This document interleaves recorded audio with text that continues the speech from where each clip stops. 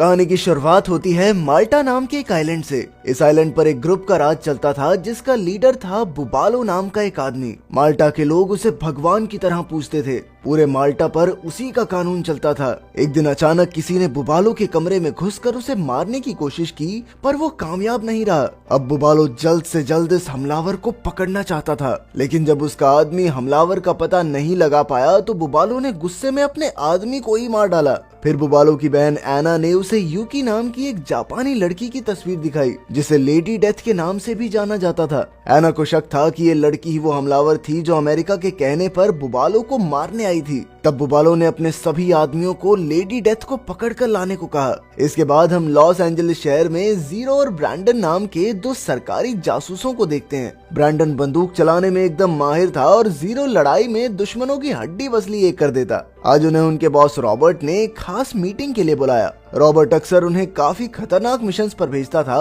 और इस बार रॉबर्ट ने उन्हें माल्टा जाकर लेडी डेथ को सुरक्षित बाहर लाने का मिशन सौंपा। लेडी डेथ इन दोनों की बहुत अच्छी दोस्त भी थी। रॉबर्ट ने बताया कि वो बुबालो को मारने के मिशन पर गई थी, पर कई दिन से उसकी कोई खबर नहीं आई और अब बुबालो हाथ धोकर लेडी डेथ के पीछे पड़ा है। इसीलिए रॉबर्ट चाहता था कि ब्रैंडन और जीरो लेडी डेथ को बचाने के साथ साथ बुबालो और उसके 5 खास आदमियों को भी खत्म कर दें। ये सुनकर वो दोनों जोश में आ गए और बिना समय गवाए माल्टा की ओर निकल पड़े। जल्द ही बुबालो के अड्डे पर पहुंचकर ब्रैंडन अपनी राइफल के साथ तैनात हो गया और इधर जीरो गार्ड्स के भेस में अंदर घुस आया। वहाँ एक शानदार पार्टी चल रही थी जहाँ जीरो बड़े आराम से गार्ड्स में मिल गया। तभी उसकी नजर बुबालो के खास आदमी फावा पर पड़ी। उसने जाकर फावा से कहा कि बुबालो उससे छत पर मिलना चाहता है। उधर ब्रैंडन को एना दिख गई, लेकिन उसके साथ एक बॉडीगार्ड भी था। इधर जीरो ने बुबालो की दूसरी साथी कैटरीना को भी देखा और उसे भी छत पर जाने को कहा। वहीं ब्रैंडन ने बुबालो के एक साथी मस्कैट को देखा और सीधा गोली मारकर उसका काम तमाम कर दिया।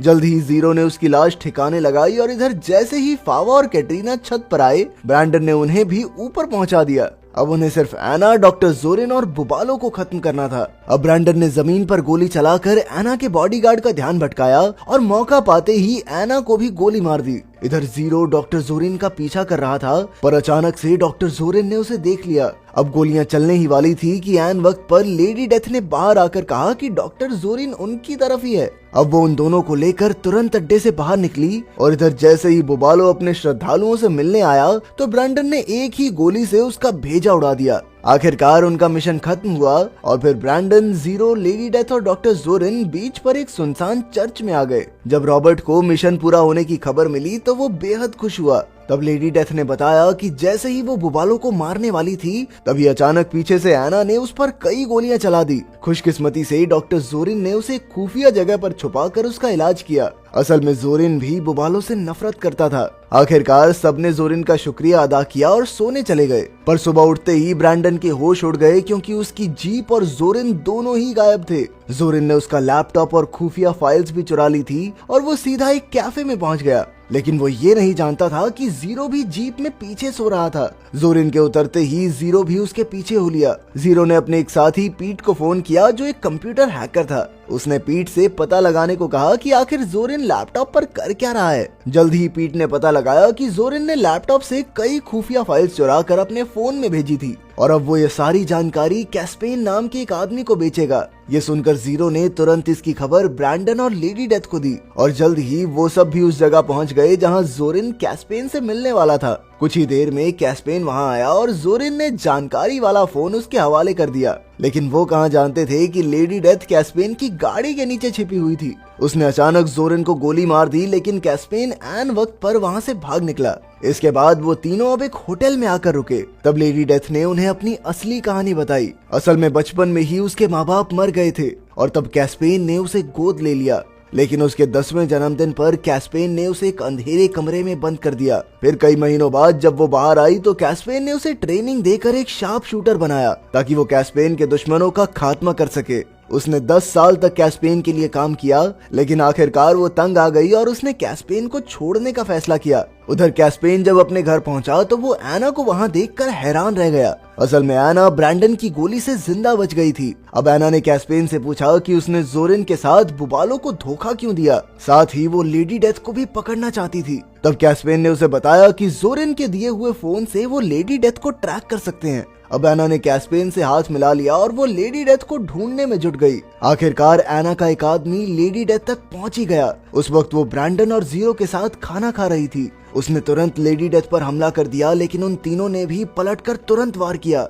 लेकिन वो आदमी किसी तरह बचकर भाग निकला। अब उन तीनों को समझ नहीं आ रहा था कि आखिर ये कौन था। कुछ ही देर में जीरो को पीट का फोन आया और उसने बताया कि एना कैस्पेन के साथ मिलकर लेडी डेथ को ढूंढ रही है। असल में डॉक्टर जोरिन ने लेडी डेथ के फोन में एक ट्रैकर लगाया था और उसी की मदद से एना का ये आदमी उन तक पहुंचा था। ये सुनकर लेडी डेथ, ब्रैंडन और जीरो ने अपने अपने फोन तोड़कर चकनाचूर कर दिए, पर तभी उन्हें एहसास हुआ कि उन्होंने रॉबर्ट को तो खबर ही नहीं की और अब वो उससे बात कैसे करेंगे। अगले दिन हम देखते हैं कि रॉबर्ट पीट से मिलने गया और वो काफी परेशान था क्योंकि कल शाम से उसकी ब्रैंडन और जीरो से बात ही नहीं हुई थी। तब पीट ने उसे ट्रैकर के बारे में बताया, लेकिन रॉबर्ट को अब भी लग रहा था कि कुछ तो गड़बड़ है, इसीलिए उसने पीट के साथ खुद माल्टा जाने का फैसला किया। उधर ब्रैंडन और उसकी टीम को एक गाड़ी मिली जो उन्हें एना के उसी आदमी की लग रही थी, लेकिन एना का वो आदमी तो बिल्कुल उनके बगल में था। अचानक वो इनके पीछे पड़ गया और धुआंधार गोलीबारी होने लगी। खैर अंत में जीरो और ब्रैंडन ने उसे चकमा देकर पीछे छोड़ दिया और वो तीनों सुरक्षित जगह पर आ गए।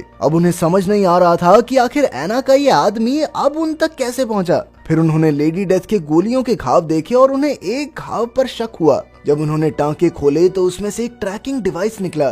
तब ये खुलासा होता है कि डॉक्टर जोरिन ने जानबूझकर ये ट्रैकर उसके घाव में डाला था। अब ट्रैकर निकालने के बाद ब्रैंडन ने एना के आदमी को फंसाने का प्लान बनाया। कुछ ही समय में वो आदमी ट्रैकर के पीछे पीछे होटल तक आ पहुंचा, पर जब वो कमरे में गया तो वहाँ कोई नहीं था। तभी अचानक लेडी डेथ और उसकी गैंग ने ताबड़तोड़ गोलियां चलाकर उसका काम तमाम कर दिया। फिर लेडी डेथ ने उसका फोन लेकर कैस्पेन को फोन किया और कहा कि अगर मुझसे कोई दिक्कत है ना तो आमने सामने मिलकर फैसला करे। आखिरकार कैस्पेन मान गया और उन्होंने अगली सुबह पुराने चर्च में मिलने का फैसला किया। अगली सुबह लेडी डेथ भी वहां पहुंच गई और जल्द ही कैस्पेन भी अपनी गाड़ी में आ गया, लेकिन तभी एना और उसकी पूरी टीम ने उन्हें चारों ओर से घेर लिया। इधर ब्रैंडन और जीरो लेडी डेथ पर नजर रखे हुए थे, पर एना ने उन तीनों को पकड़कर बंदी बना लिया। इसके बाद उन्हें बुबालो की हवेली में लाया गया जहां एना उन्हें खत्म करने ही वाली थी। दूसरी ओर रॉबर्ट और पीट भी अपनी बोट में यहाँ पहुंचने ही वाले थे।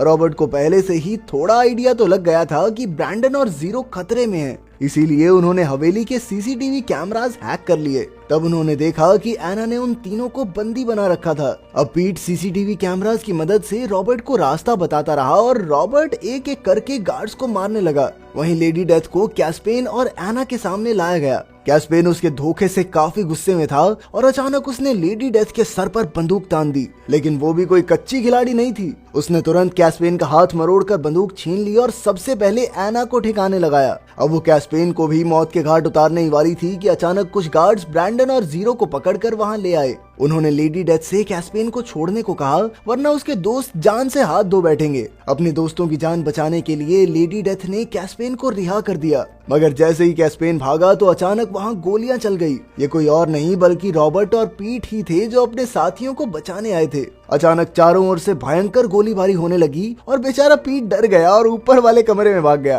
पीट भी कह रहा होगा, भाई तुम्हारा कंप्यूटर चलाता, गोलियां नहीं। इधर रॉबर्ट अपनी टीम के साथ एक एक करके सभी गार्ड्स को मारता जा रहा था, लेकिन कुछ ही समय में बाहर कई गार्ड्स ने लेडी डेथ को चारों ओर से घेर लिया। वहीं ऊपर अचानक पीट के सामने कैस्पेन आ गया, पर अब कैस्पेन की बंदूक में गोलियां खत्म हो गई थी। आखिरकार पीट ने मौके का फायदा उठाकर कैस्पेन को गोली मारकर घायल कर दिया। बाहर लेडी डेथ ने बड़ी बहादुरी से सभी गार्ड्स का सामना किया, लेकिन जल्द ही गार्ड्स उस पर भारी पड़ने लगे। अब उसकी कहानी खत्म होने ही वाली थी कि ऊपर से जीरो ने मशीन गन से सभी गार्ड्स को भून दिया। इसके बाद वो सब कैस्पेन को ढूंढने गए, पर उसे तो पीट ने पहले ही घायल कर दिया था। उन्होंने इस सब के बारे में पुलिस को खबर की और अमेरिका वापस लौट आए। अगले दिन उन्होंने टीवी पर देखा कि कैस्पेन को पुलिस ने गिरफ्तार कर लिया था। तभी अचानक किसी ने कैस्पेन को गोली मार दी। ये किसी और का नहीं बल्कि लेडी डेथ का ही काम था। असल में वो कैस्पेन से हिसाब चुकता करने के लिए माल्टा में ही रुक गई थी। अगर वीडियो पसंद आई तो लाइक कर देना, चैनल को सब्सक्राइब कर देना। मिलते हैं अगली वीडियो में।